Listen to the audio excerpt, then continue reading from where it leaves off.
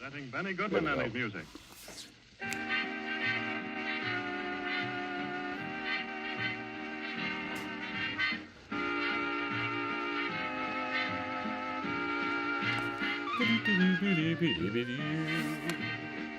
Evening, everybody.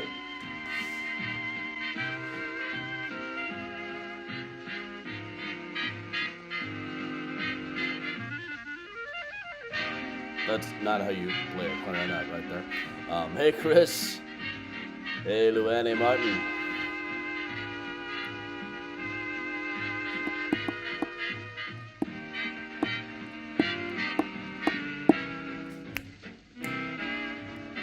Hey, everybody.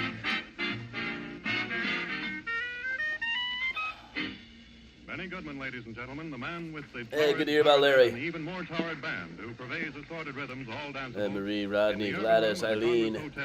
Hey, Sarah. And first of all, one of Irving Berlin's greatest hits, Blue Skies. Hey, everybody.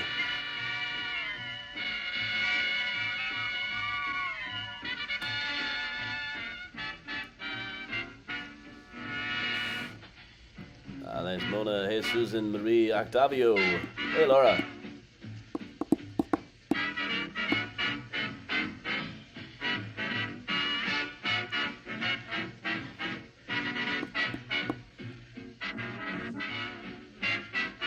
Hey, Kathy and Darlene.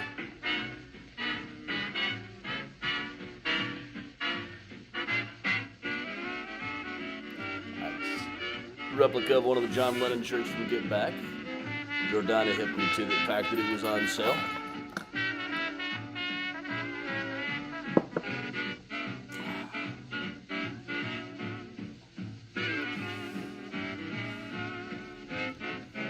I need some more t-shirts. I need some rad new t-shirts.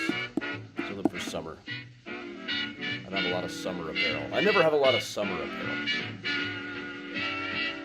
It's tough for me. I just don't. Summer is like a city I don't belong in. Hey, Susan, hey, Timothy. Hey, Gina. Gina, I will have one for you. I got half a cup of rock and rye.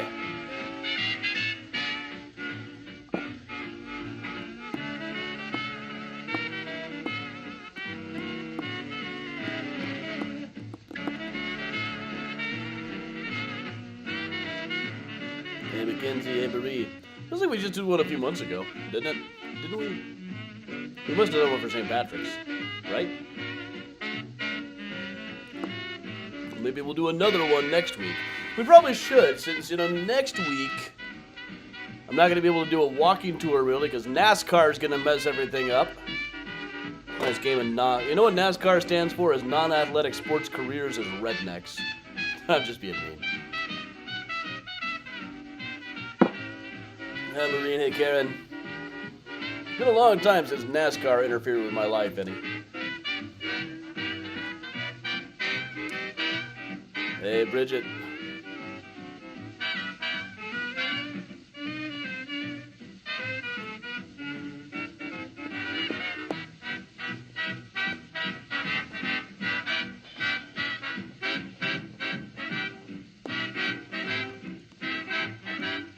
Mike, the Fool Killer is absolutely safe.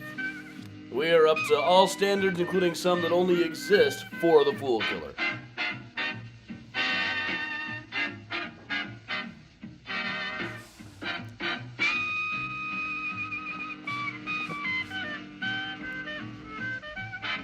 Our biggest problem with the Fool Killer is TIE fighters on our tail. And we can usually get those guys shaken.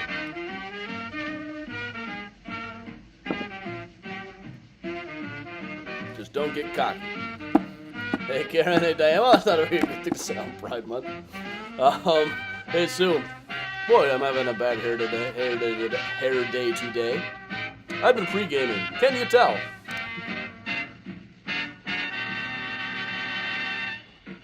Benny Goodman presents Helen Ward singing With All My Heart.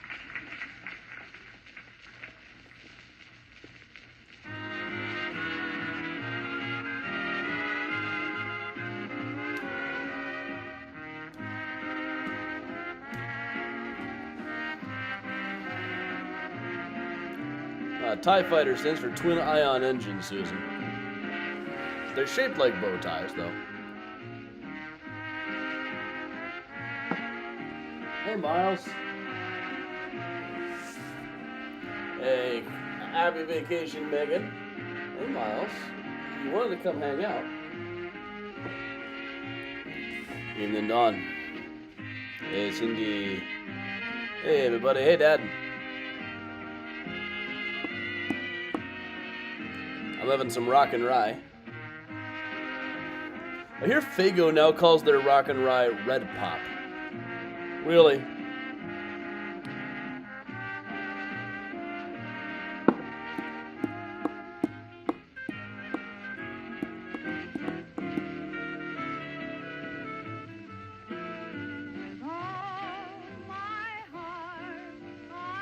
Might as well show them how you stand up.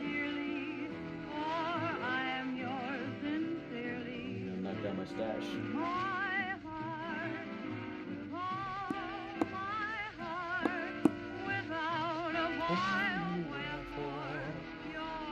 Paula, the new cat is naughty. And she's made these other two naughtier as well.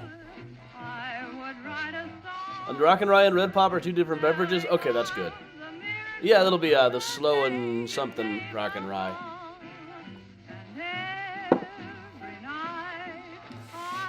Okay, they are two separate flavors. That's good. I know my dad enjoyed the old Faygo Rock and Rye. I remember he was very excited to find it in Des Moines. I guess it was previously a Michigan thing. Yep, we have Lily. Lenora's cat is living with us.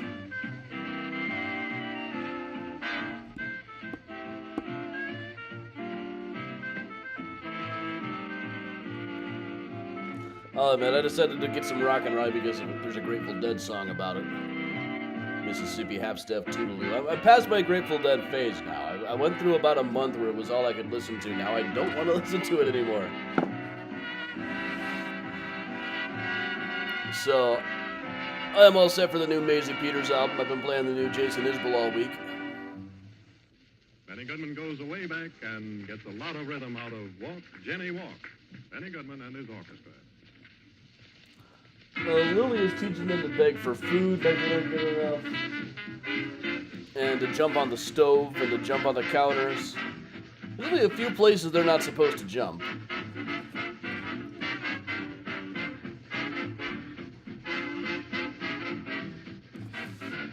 Miles is still just hanging out down here.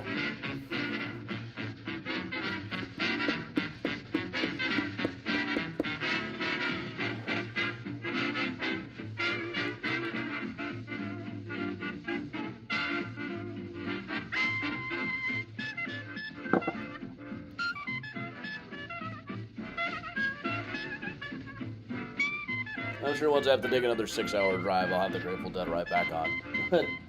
Let them just noodle and noodle and noodle for hours. Good evening, everybody. My comments seem to have frozen on me over here. But welcome along to the Time Travel Pub Crawl. I'm supposed to have, this should be like this. Yeah.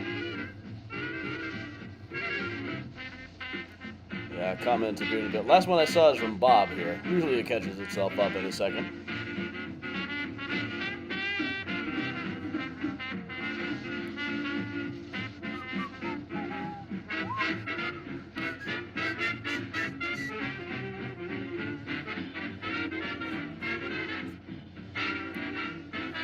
So we're still moving, okay. My comments are frozen, but sometimes this just happens. Hope they're not frozen for all of you.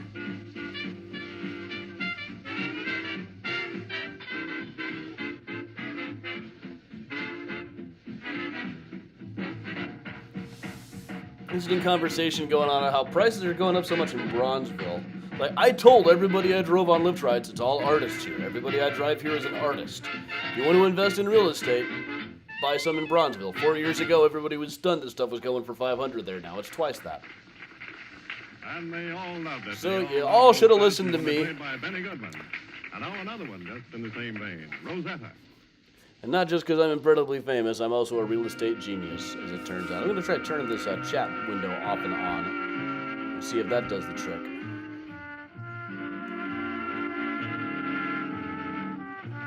All right. Welcome along, everybody. We're going to let Benny go through one more song here. I'll try to figure out why I'm not seeing the comments. I know you guys aren't quiet for that long. Up here comes Miles. Hopping right up.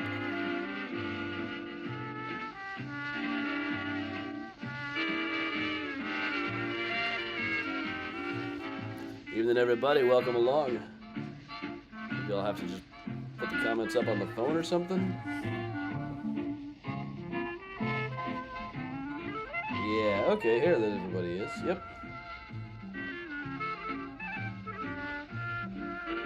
Hey, euphonium section. Hey, everybody. I'm just gonna have to put this up on my phone to read your comments. Sometimes it happens like that. I'm gonna prop it up on, maybe on Ram Man.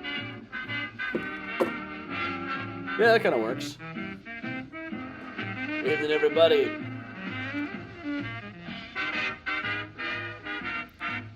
Hey, Tanya. Oh, we'll get to the men with no shirts.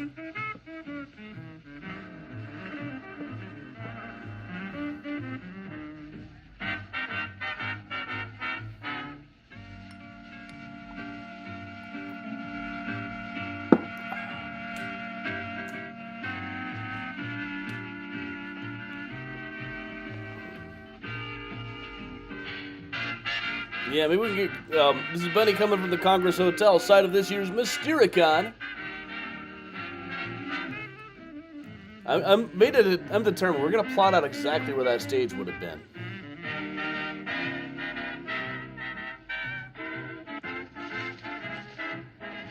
Now, there are also not as many mustaches as you might expect. Usually our pictures have more mustaches than this, and a picture of gay men in the 70s should definitely have more mustaches than this. All right, evening, everybody. Benny Goodman is being presented from the Joseph Urban Room of the Congress Hotel in downtown Chicago. And now, Benny Goodman's arrangement of The Bugle Call Rang. Well, all right, that's Benny wrapping it up for right now. So you know what that means, everybody. It is time for our theme song.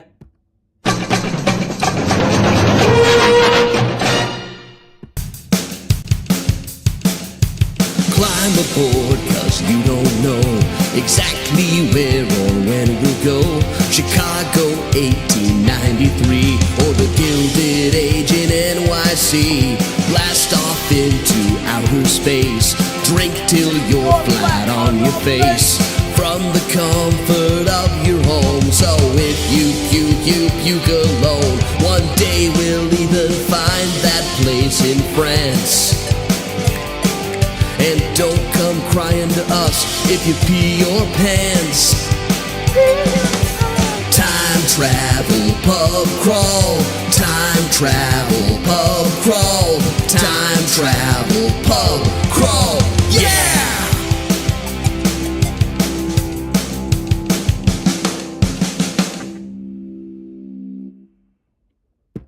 All right, everybody, welcome along from me and Miles. Miles has packed up, has set up camp right about here. So welcome along to one more time travel pub crawl from Mysterious Chicago. I'm Adam Seltzer from Mysterious Chicago, author of such books as Mysterious Chicago, the book, Flickering Empire, How Chicago Invented the U.S. Film Industry, H.H. Holmes, The True History of the White City Devil, Murder Maps, USA, new from Thames and Hudson, Graceland Cemetery, Chicago Stories, Symbols, and Secrets, new from University of Illinois Press. And also a Stonewall Honor winner for Sparks, the epic, completely true blue, almost holy quest of Debbie. I really objected to the parentheses there. It was not almost holy, it was very holy. Wrote that under the name S.J. Adams. S.J. stands for Satan Jehoshaphat. Won me a Stonewall Honor. They could have put one of those little medals on the cover, but they never did. I'm not bitter. I'm fine. That was all at the ALA Festival, which is going on this weekend in Chicago. A couple of people asked if I'd be going to ALA, the American Library Association convention. I just have to ask, is there also a convention in town where you just bang your head repeatedly with a frying pan? Because I be way more fun than going to a library convention right about now. But all right, everybody. Well, thanks for joining me for another time travel pub crawl. For those of you new around here, if there are any, when we started doing virtual tours, I thought it would be fun to do a virtual pub crawl. I also realized that, hey, since this is virtual, we are not bound by such things as time or space. So we're going to go back. In 1915, a diver named Frenchy Deneau was digging a trench in the riverbed when he found the wreck of what appeared to be a 40-foot-long homemade submarine.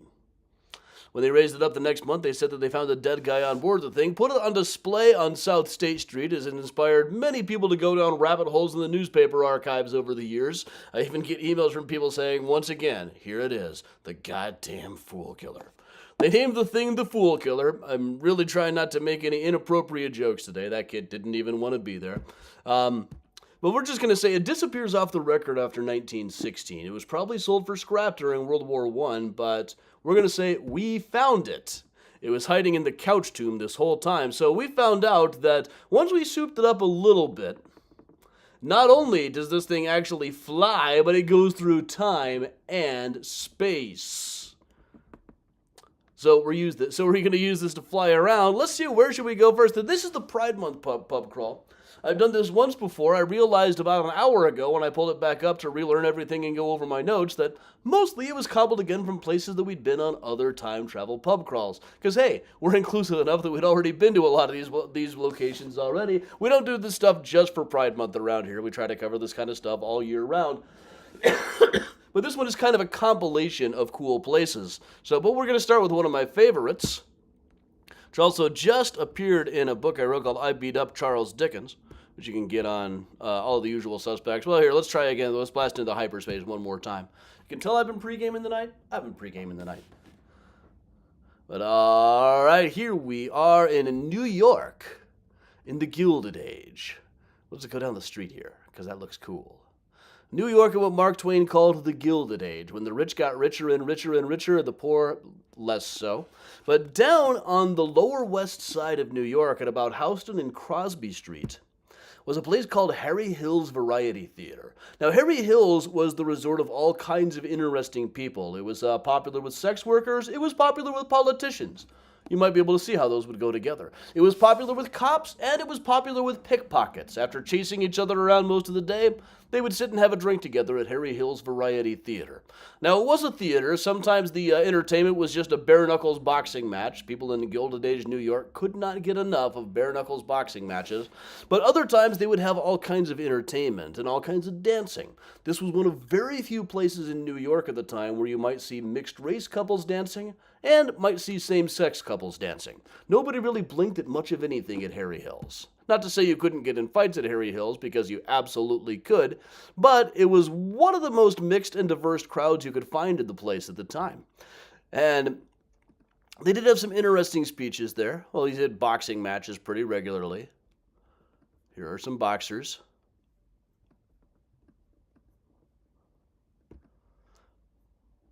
Now, here's some guys enjoying another boxing match, and also, if we move up here, you can see that this guy on the right is enjoying a sherry cobbler. You can tell he's drinking a sherry cobbler on account of the fact that there's a straw sticking out of it. Sherry cobbler you can make your own by getting half a glass of dry sherry, 0.75 ounces, that's about half a shot of grenadine, frozen fruit, chopped fruit, and fruit juice. Really, it's kind of like a daiquiri.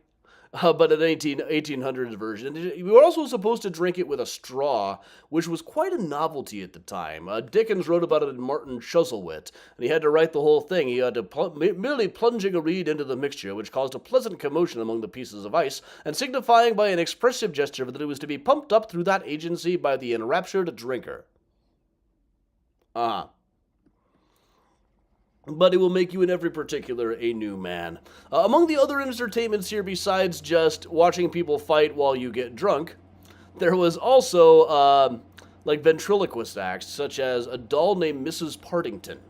Mrs. Partington was a doll that would hear things too literally or mistake people's words. There was a lot of malapropisms, and people like these drunken sailors and pickpockets and sex workers and pimps and politicians thought she was the funniest thing ever. You can read over some of the routines if you poke around on Google Books, which I just find absolutely delightful, because you got these crowds, these really rough and tumble crowds. Apparently, if you had gone up on that stage and read them an Amelia Bedelia book, they would think you were the funniest S of a B on the planet. But also among those, well, I don't know if this guy actually performed here or not, but I always kind of liked the idea anyway. There was a guy named Joseph, I got the rest of it, Joseph Puhul Lepetomame. He was a fartist. There is some silent footage of him. It's silent but deadly footage. We'll just show him right here. I'll provide the sounds. All right. And so.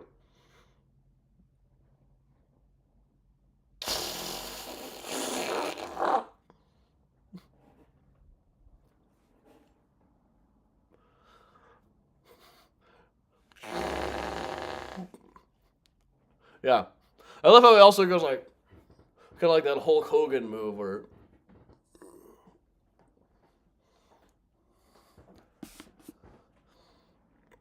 So, that's where you would go to hang out if you were looking for a good time in 1860s era New York.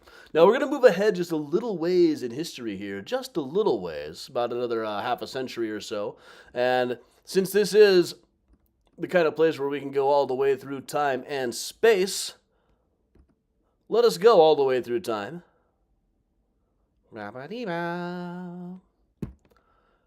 And check out 27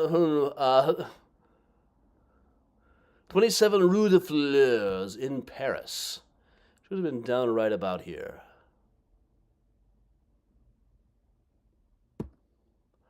This was the apartment of Gertrude Stein and her girlfriend, Alice B. Toklas. This became a haven, a hangout for artists, and especially the avant-garde set in the early 20th century. She had a whole art gallery where she had bought some of the best of modern art, things like Picasso's. Picasso himself hung out there quite a bit. But this is Gertrude Stein herself, an avant-garde poet, became famous after she wrote the autobiography of Alice B. Toklas, her girlfriend, who incidentally is also genuinely considered the originator of marijuana brownies.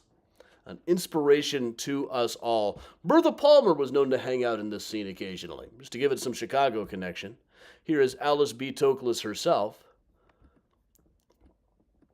And hey, since we're here and all, why don't we talk to another one of the regulars who hung out in this place, Mr. Hemingway. Ahoy there. Pull up a chair. Match my wits, or at least my liver. Hey, you know, we go to a lot of bars that claim you drank there. Are those real? I'd say they were lying, but who can remember? Good chance I was at all of them. What happened to your hair? You had hair. Jungle Trek, the Amazon. Spiders the size of coconuts. Locals say they get in your hair, I say shave it off. Don't let hair stand in your way of living. It's very cool to actually meet you. Want to arm wrestle? Worth it just to say you did. Armstrong's not my Drinks forte. it is then. Just drinks, yeah. Daiquiris, my style. Rum, maraschino liqueur, grapefruit juice, and lime juice. I drink one, you drink one, we repeat until the bar runs out of rum. I'll have one, but I've still got a tour to run here. More for me. All right, well, I'll just keep up with my rock and rye. Ernest Hemingway, another sometime Chicagoan, lived in the Gold Coast around here. Not far from Bunkhouse Square, which itself happened to be a gay hangout for a while there. Well, let's move on. But once again, this one is, just realized too late, I kind of cobbled this one together last year. But all right, so here is the Under Armour. We'll get a nice little walk up to the Under Armour. Michigan Avenue, the magnificent mile, the Bloomingdale's building off in the distance. We'd be right outside of the Intercontinental Hotel right about here.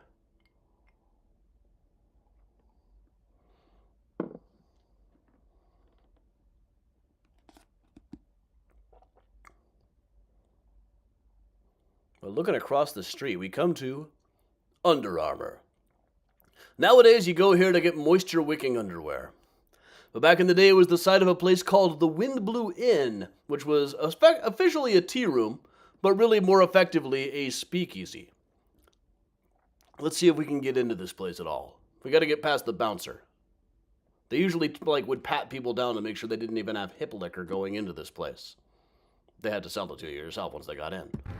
Whoa, whoa, whoa. Where do you think you're going? We're going to the Wind Blew Inn. Wind Blew Inn? I may have heard of it. There's a sign right there. All right, smart guy. I am a smart guy. You never saw me. You're not seeing me now, understand? Not a thing. We're just What do you looking for want? some drinks. Just some drinks. We don't serve booze. That's illegal. Only serve tea, 75 cents. 75 cents for a cup of tea in 1920s money? That's right. Tea, 75 cents. Oh, I got it. Tea. Don't mention it. Really. Don't. All right, the Wind Blew Inn was operated by teenage flapper Lillian Colley. Real name Lillian Lieberman at the time. This is actually what the building looked like. It was an old two-flat frame building. Used to be a gas station at one point. She maintained that it was the finest restaurant ever made out of a gas station. This being the early 1920s, there hadn't been too many gas stations before, so that wasn't really saying all that much. Now, she had come out of the Baltimore and New York area. She and her sisters all got into the Chicago bohemia scene. This is Lillian on the right with Virginia Harrison, who was her aide at the time, widely suspected to have been her girlfriend as well. Eventually, they had a big falling out. I spoke to her son. He didn't know for sure if she had been romantically involved with Virginia, but said that it would have explained quite a bit. Here's Lillian herself with the Dill Pickle Club acting in a play.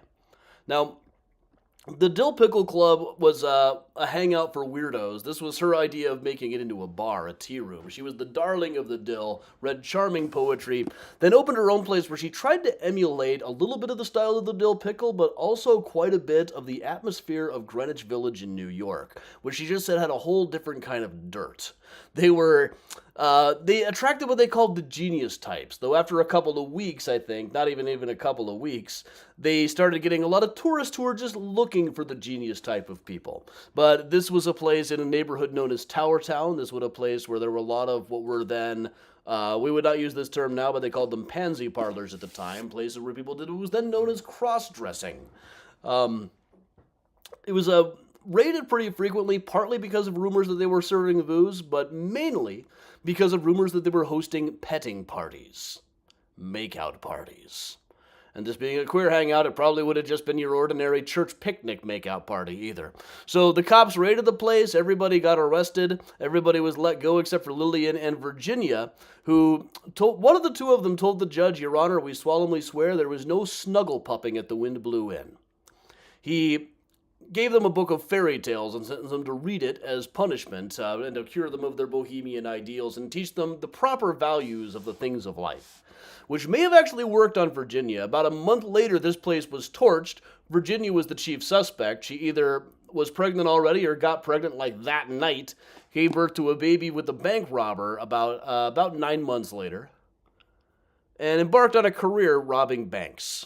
Lillian was just left behind. She tried to rebuild the Wind Blew Inn on LaSalle Street for a while, but it was too nice. People wanted some dirt with their 75-cent cups of tea. So she ended up hopping a freight train out to Cannery Row and getting a job there. Made her way all the way back to New York when a play that she wrote was put on by the Group Theater on Broadway. Opened to terrible reviews and closed almost immediately. But she remained in New York for a long time, went back and forth between there and Chicago quite a bit, and kept on writing for the rest of her life. Here she is in 1976. At about the age of 76, that's her with her son Frank in New York. I could almost identify what building that is. I bet I could. That's one for another day, though. Well, let's while we're in Chicago, why don't we go up about a decade and down about 40 blocks? I think that's the wrong noise that went with the Saturday morning cartoon bumper. That's from like the later 80s, early 90s. Pee-wee's Playhouse will be right back. All right. Here we are at State and 35th down in Bronzeville. I was just in a discussion about Bronzeville over on Twitter. People are remarking how much real estate prices have gone up here.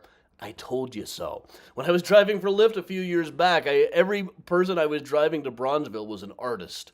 And many of them even joked, we're not exactly the gentry, but we are kind of the first line of attack of gentrification every time.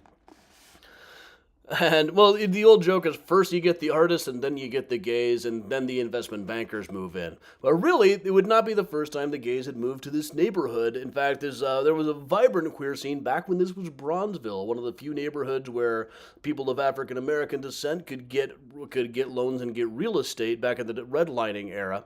So on this spot here at 35th and State was a couple locations. For a while it was at 33rd, for a while it was at 35th.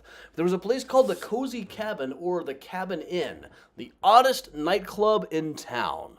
Now, there were a number of queer-friendly places. I think we got one of the DeLisas out in the audience today. Club DeLisa was not specifically queer, but it was known to be queer-friendly, but it was a little bit more upscale than the Cabin Inn. The Cabin Inn was known as the oddest nightclub in town, featuring the world's foremost female impersonators. Valda Gray and the Breezy Brevities of 1939. Jodie Crawford, Billy McAllister, Carol Lee, the Five Aces, breakfast dance every Thursday, floor show nightly. This was what we would now call a drag club. There's actually a photograph of it that still survives. You can see they've got a cabin interior going on there. And these are usually what they just called impersonators at the time. One of the most famous was a woman by the name of Sepia Mae West. She went by Dick Barrow on the other side of her life. And Sepia Mae West, as Dick Barrow, also even recorded a theme song for the Cabin Inn. And most remarkable of all, it actually survives. So here it is with Down at the Cabin Inn by Dick Barrow alias Sepia Mae West. And fuck you, Ron DeSantis.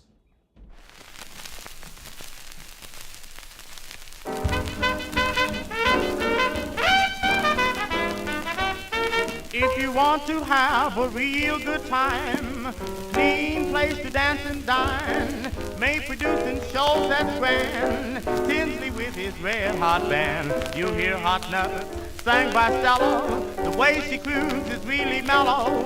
Waitress keeps a smile at me, bartenders mixing drinks with ease. There's Joe and Lynn, they sing and dance, cute college girls put you in a trance. The boss and wife are very nice, and that's the place they don't have fights. There's Jimmy singing his jazz, jazz, impersonators do the rest. You buy whiskey and a blend, you don't need much dough to spend. There's the best of class, brand new friends, down at the Cabin Inn, oh yes, down at the Cabin Inn.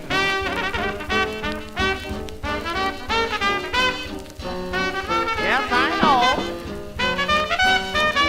Down at the Cabin Inn.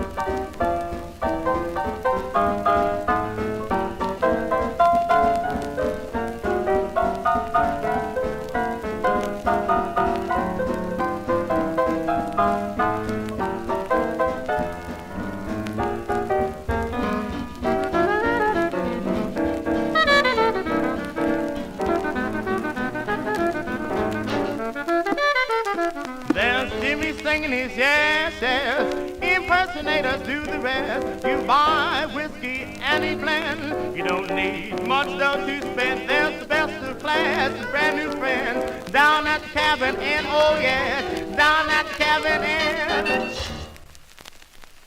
Doesn't that make you want to go to the Cabin Inn?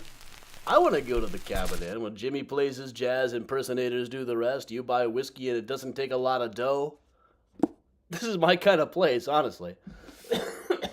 Well, it wouldn't be too hard to find a comparable place in Andersonville these days, except for the fact that the doesn't cost a lot of dough part. probably apt to spend some dough. All right, so moving away from the Cabin Inn, let's pop a little bit further up in history. Let's go about another 30 years up and head back to New York.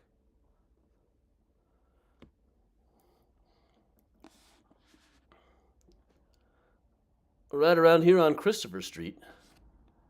There's a 3-block stretch on Christopher Street in the 1960s. This is where not just the Stonewall is seen here, but quite a lot of the queer hangouts in New York were around Christopher Street at the time. It's a 3-block stretch. Raids were regular, but people were usually tipped off. One guy who was still working as a bartender there as of fairly recently said that the raids came in, but they were pretty harmless. He would just give his name as Freddie Fingernail. After a night in the lockup, the judge would either dismiss them all or fine them like $20. At the time, you could be arrested for not wearing 3 pieces of clothing specific to your own gender in New York. They've brought back that law in a couple of states now. Unannounced raid one night and a riot broke out. So this is kind of what the crowd looked like there back in the 1960s. Now, this was not a nice bar. They didn't even have running water in the place. Everything was just kind of rinsed out in a tub. It was not particularly sanitary or particularly nice, but one night there was an unannounced raid with people different from the guys who usually did the raids. It's very hard to get particulars on exactly what followed. The stories about who we assign what role in the riots have changed over the years. It kind of is what we need it to be at any given time. What was thrown, what the atmosphere was like, whether Judy Garland's funeral a couple of days before had anything to do with it. The stories about this have evolved quite a lot over the years, but part of this is because Stonewall becomes what we need it to be, and partly because everybody there was completely wasted the entire time. Most people have pretty consistently described that there was kind of a carnival atmosphere over the couple of days of riots here. Now, in the middle of it, Allen Ginsberg, the notable poet, also notably queer, showed up and remarked that they'd all kind of gained a certain confidence that he hadn't seen before. And he said, "Hey, we're one of the largest minority groups in the country. Gay pride, what an idea." This didn't really make as much news as you'd think at the time. Well, this is the Des Moines newspaper. Homosexuals, police clash in New York. Police cleared the streets in Sheridan Square area of Greenwich Village early Sunday morning as crowds of young men complained of police harassment of homosexuals for the 2nd consecutive day. 3 persons were arrested for disorderly conduct and harassment. The Stonewall has been the focal point of the disturbance in the police raid early Saturday. The ensuing melee resulted in 13 arrests and injuries to 4 policemen. Scrawled on the boarded-up windows of the bar were the slogan, "Support gay power and legalize gay bars." The area was heavily policed Monday morning. No disturbances were reported. New York Daily News about a week later was quite a bit nastier. Queen bees are stinging that, Nassau editor. Well, it's kind of similar. A hot weekend in the village. The boys who called themselves girls can be seen each night in Christopher Street. People hadn't really stopped to think about this stuff very much. That's kind of the most important takeaway from it when you look back at articles about things like this, is it's something people just hadn't really stopped to consider, and wouldn't really for quite some time. This is just shortly thereafter, coming up here in Chicago. Coming up sooner, such streets as poet Allen Ginsberg, fresh from the police raid on Stonewall Inn. This is about the first time it got mentioned in Chicago, really. Chicago's own Paul Butterfield. But this would have been a lineup, man. Stan Kenton was in town that week, too. All right. But in New York throughout the 1960s and 70s, this was the most notable place. There were also bathhouses just all over the place, including one down in the basement of one of my favorite buildings of them all, the Ansonia Hotel.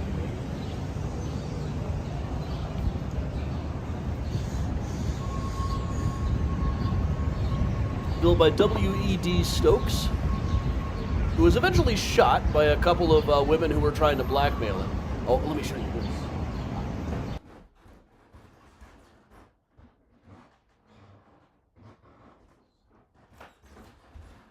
Now, the 2 women who shot him were arrested and went on stage under the name The Singing Showgirls. They went on stage and performed a song called The Mysterious Rag. Layla just found me the sheet music to it. Check this out, The Mysterious Rag. That mysterious rag. Not to be confused with the other mysterious rag. That mysterious rag. Very cool. This was a building known for people like Babe Ruth living inside of it. It had live seals in the fountain, and up on the roof there was a chicken farm, so everybody who lived there got free eggs delivered. More eggs than they really needed. Here's Mr. Stokes himself, who later became obsessed with proving that the woman he was trying to divorce had previously worked at the Everleigh Club here in Chicago as one of the butterflies. Here's Graham and Conrad, the shooting showgirls themselves. Here's a little bit of the song.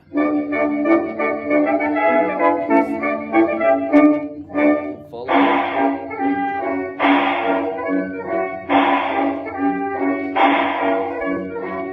Did you hear it? What? Were you near it? No. If you weren't, then you've yet to fear it. Yes. Once you met it, well, you'll regret it. Why? Just because you never will forget it. Ah. If you ever wake up from your dreaming, dreaming, eyes gleaming, then if suddenly you take a screaming, that's it, that's what? That mysterious rag. While awake or while you're slumbering, you're saying, keep playing that mysterious rag. Are you listening? Yes, keep listening. Look, they're whistling that mysterious rag. Pinky, ever melodious, mysterious rag. That mysterious rag. By all accounts, the shooting showgirls really sucked. When you're slumbering, you're saying, keep playing that mysterious rag. Are you listening? Are you listening? Look, look, look, look. They're whistling that mysterious rag. Freaky, freaky, ever melodious, mysterious rag.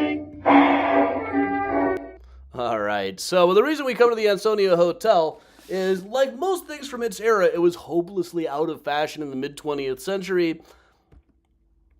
But they did change the baths pace down below to become the place called the Continental Baths, the Miracle on 74th Street, which featured live entertainment regularly. This was a bathhouse. People would be hanging around in towels, including, frequently, Bette Midler would appear here, as you see here, often accompanied by Barry Manilow, currently at Radio City last time I was there, who would often accompany her on piano wearing nothing but a towel. They don't talk anymore. They had some kind of a falling out, neither will say what it was about. None of our business, I suppose, but come on.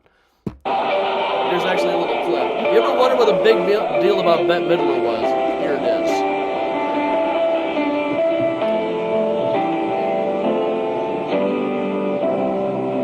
Live at the Continental Baths.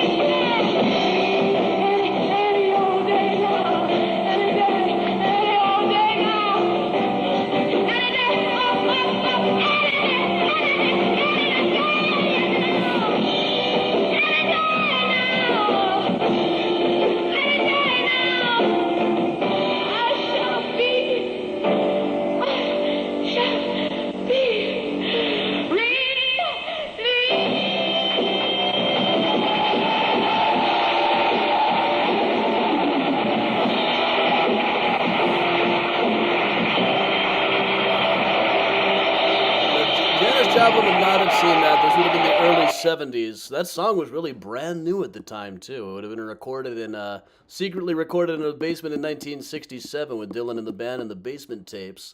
Not released by him until 71, though other people had recorded it already by then. It was already becoming something of a standard.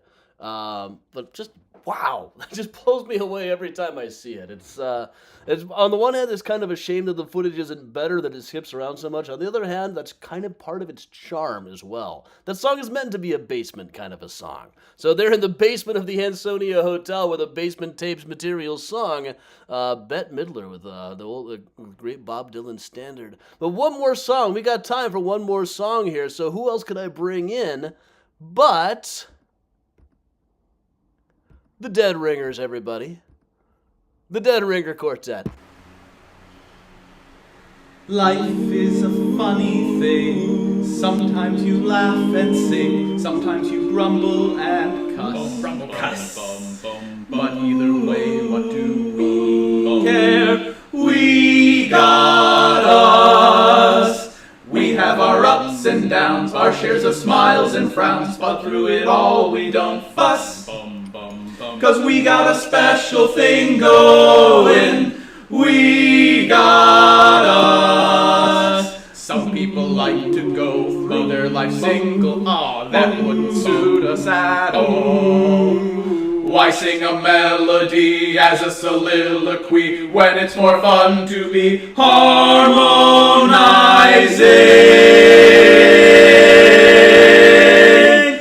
People, they say we are crazy the way we are, that we won't even discuss. 'Cause what we got, they can't smother. We trade our life for no other. They've only got one another, but we got us. The Dead Ringers, everybody. You just can't beat the Dead Ringers. So, all right. So, June 29th. I don't know. We're going to do something super cool. We always do something super cool around here. I haven't decided just what yet. I fell a little bit behind. Working on a new book this month, and it takes up quite a bit of brain space for me.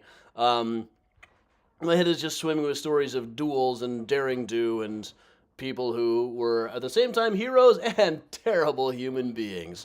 The next in-person tour that we've got scheduled, I'm probably just not going to bother next week with NASCAR coming in to mess up my day, as they do.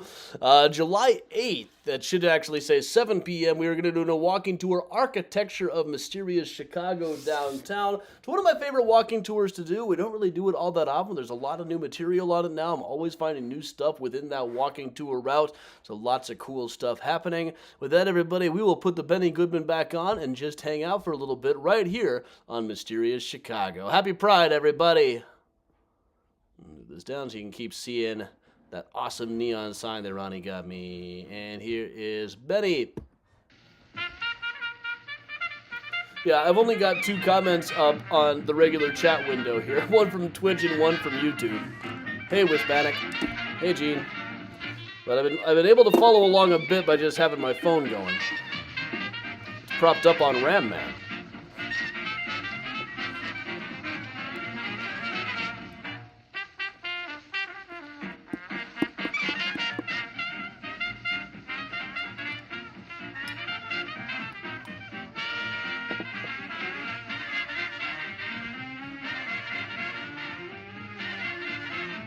Gene, I would like to do a big group sing-along at Mystericon. That would be a blast. Any cats around? Miles is presently all set up right here on a box. He loves his boxes. The others, I'm guessing, are probably in the bedroom.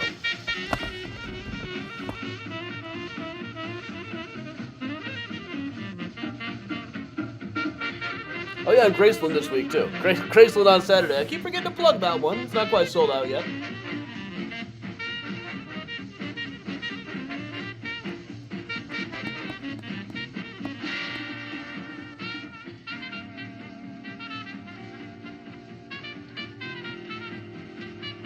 But I heard this on the radio in Georgia, was that NASCAR stood for non-athletic sports careers as rednecks.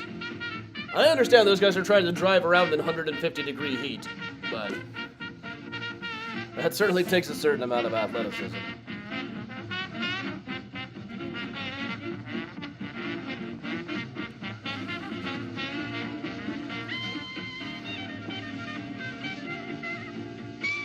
I think I've showed clips of that Beck clip before. Today I just had to let it all the way through. That's just so incredible. If you ever wondered what the big deal about Bette Midler was, there you go. That is on one of her first records, too. I got it here. Let's see.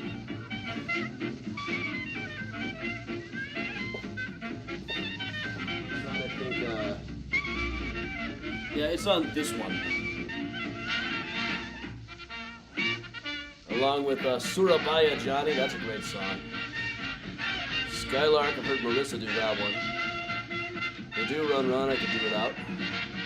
Lullaby at Broadway, sure. Breaking Up Somebody's Home, doesn't really fit on this album personally, but it's good. Breaking Up Somebody's Home. I'll put that on later.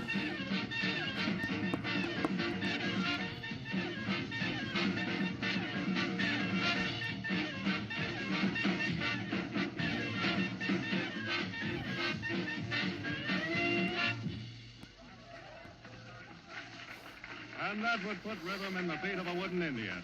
That was the Bugle Call Rag, Benny Goodman's own arrangement. Now, the popular tune, Thanks a Million. Hey, Lynn and Larry. Hey, Larry out there.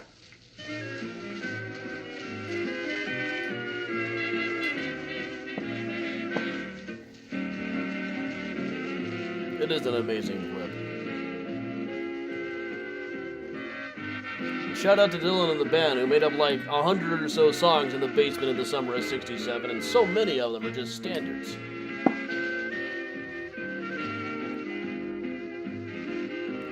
And I really, about the time he was recording that, he was recording half of a song called Rock Me Mama that he never finished the lyrics for. But when somebody else did it, it became Wagon Wheel and was a #1 hit for two different people. I really wish I could have been on the, like, listening in on the line when Dylan's manager called him up and asked him about if they could have permission for that song. I was like, for what song now?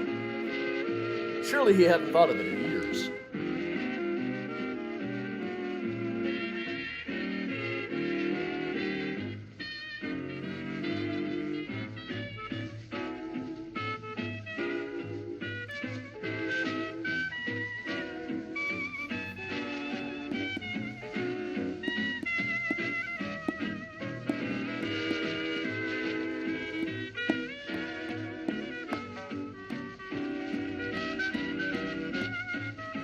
I'm gonna go get some more rock and roll. I'll be right back.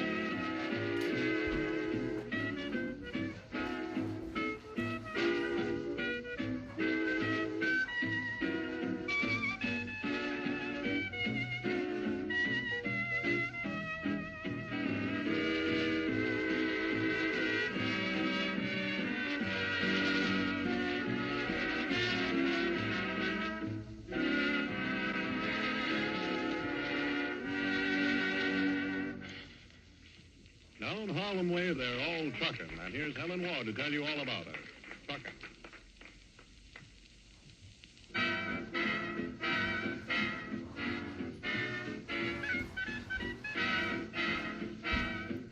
Have a cup of rock and rye.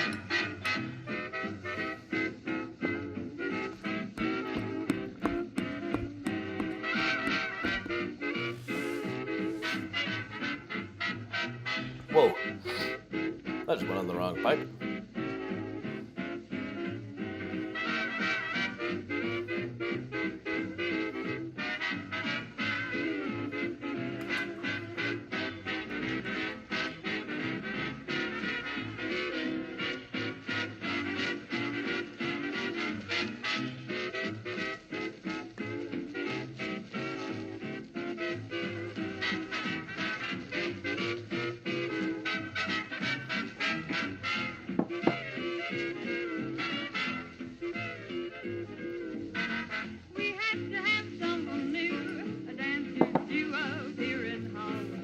I've never had rock and rye before, but I decided to try it.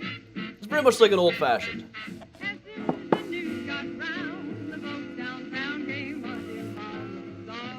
And, rye flavored with rock candy and bitters and orange peel and honey and stuff.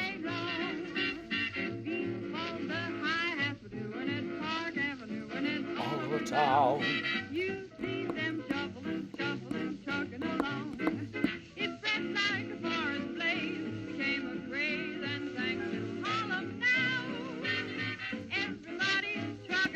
Oh yeah, the crowds. I've never really been to one of the parades. I'm not really a parade kind of person, just in general. Fully support them. Somebody else can have my spot to watch.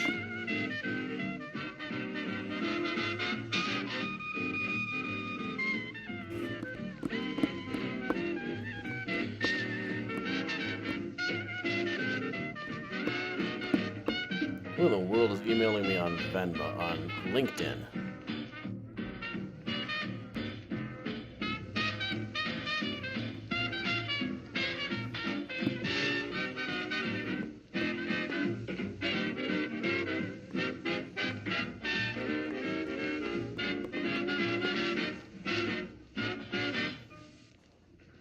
Benny Goodman presents On the Alamo. On the Alamo. Song named after where Ozzy Osbourne had a piss.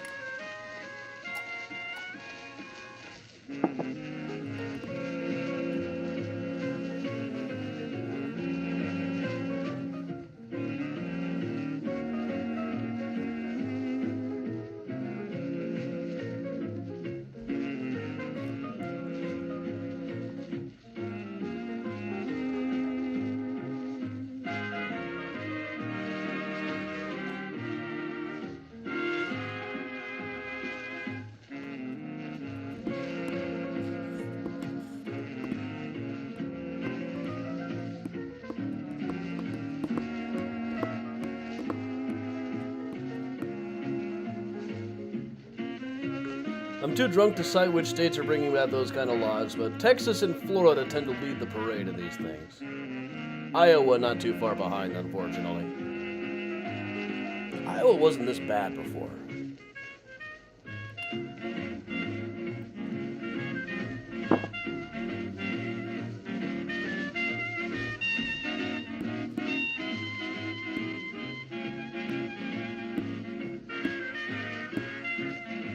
Octavio, message me that again. Where that's gonna be.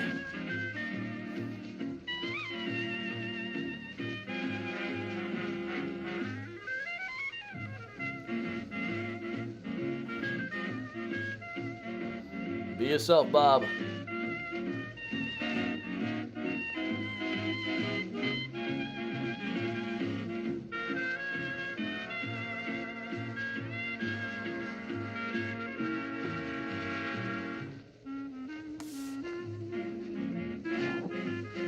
Yeah, it's usually Texas and Florida leading the charge on this kind of shit, so fuck you, Ron DeSantis. Fuck you, Greg Abbott.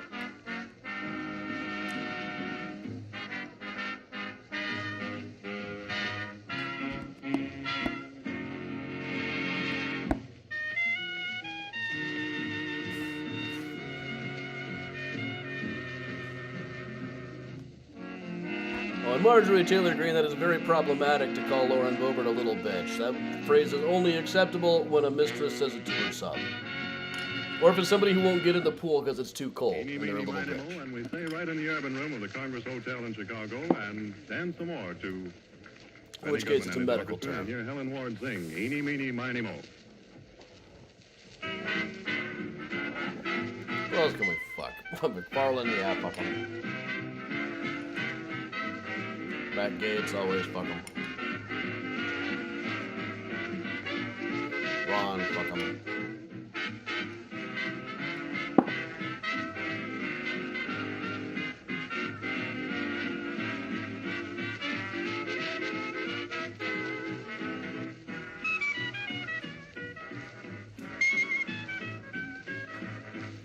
Sorry to hear that, Dana. I about forgot it was Thursday some dates, too. You notice the Patreon was a couple hours late this week. A couple of times. Doing this New York Cemeteries book. It's a pretty short. It's a pretty tight deadline on it. I want to really get a jump. So I'm just kind of. I finished the St. Paul's chapter today. It's too long.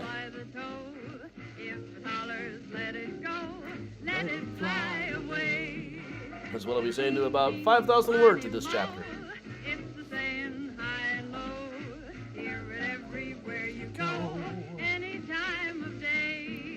I mean, newspaper printers and founding fathers who got involved in duels, I got enough of those in there. But which one do I take out? It only gets funnier as you have more and more of them. Really, one of the things I love about St. Paul's Churchyard is there are so many absolute villains in the place. The lawnmower passes over the just and the unjust, and this is really, in the Springsteen phrase, this train carries saints and sinners, this train carries losers and winners, this train carries whores and gamblers, this train carries lost souls. All of the above buried at St. Paul's.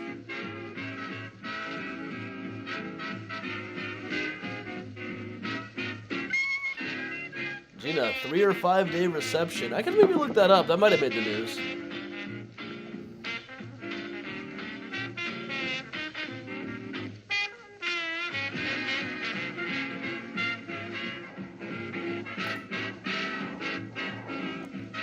I like Bob Hope better than Bing as a comedian for sure. Bing as narrators for The Legend of Sleepy Hollow. You can't really top Bing.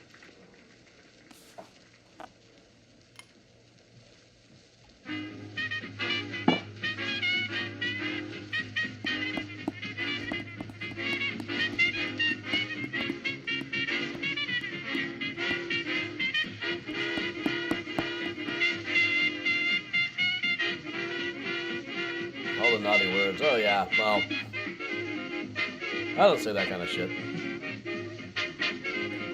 I said the B word a few times tonight, which I very rarely do.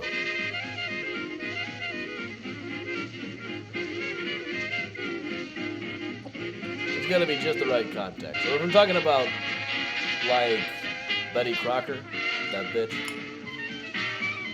she wasn't a real person, so you can say pretty much whatever about her. I used to say it was okay if you were talking about Little Debbie, but she is a real person, so.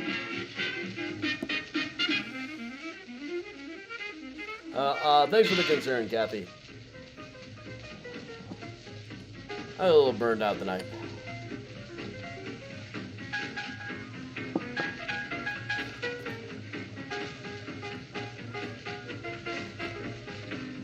I'm not drinking that much. I've had a total of there's a lot of ice rocks in here. So it looks like more.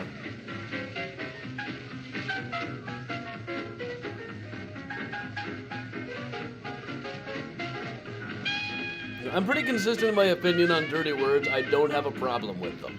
There's absolutely nothing wrong with words like shit and fuck. There are words that I don't say, like racial slurs and stuff. There are certainly words that you should not say. But who does bullshit really offend? Cows? That's a moo point. It's like a cow's opinion. It's moo.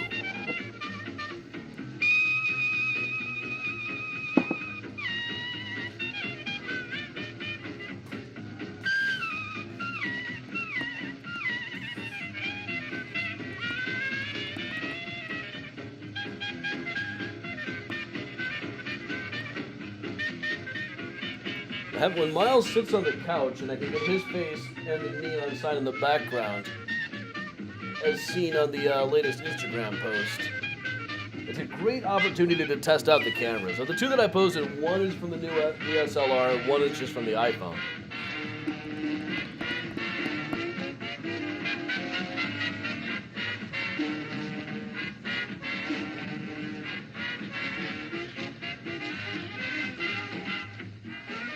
Oh yeah, I know there's a librarian party coming in. They got ALA is coming up this weekend. If a publisher asks me to do ALA, I'll do ALA. Otherwise, you could not pay me enough to go to ALA.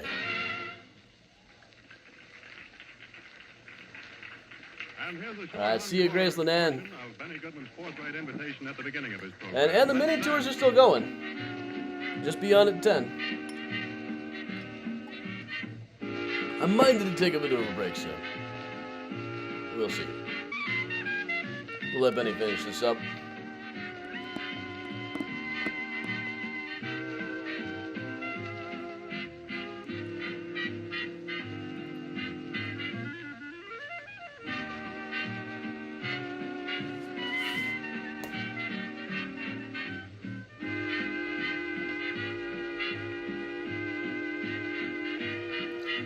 Susan, I am not doing a presentation this time. I've been there to like sign a couple of times, and once I had to give an acceptance speech for the Stonewall honor, and that was all right.